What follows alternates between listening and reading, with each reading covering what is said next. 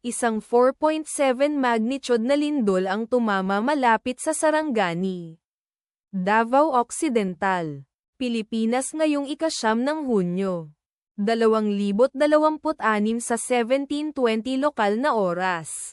O noong ika-9 ng Hunyo, 2026 sa 8:51 Coordinated Universal Time. Tulad ng iniulat ng pagtuklas ng bulkan sa website nito, ang lindol ay matatagpuan sa napakababaw na lalim na 10.0 na kilometro sa ibaba ng ibabaw. Sa mga coordinate na latitude 5.35 at longitude 125.27. Ang eksaktong magnitude, epicenter at lalim ng lindol ay maaaring baguhin sa loob ng susunod na ilang oras o minuto habang sinusuri ng mga seismologist ang data, at pinipino ang kanilang mga kalkulasyon, o habang inilalabas ng ibang mga ahensya ang kanilang ulat. Mayroong 2 ulat sa anyo na naramdamang may kaugnayan sa naganap na lindol.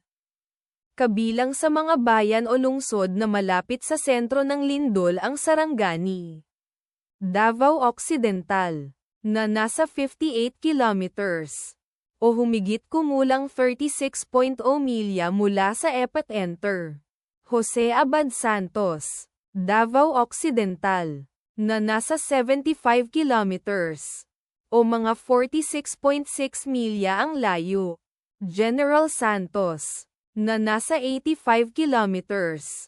Ang inirerekomendang pagkilos ay maging mapagbantay para sa mga posibleng aftershocks na maaaring mangyari.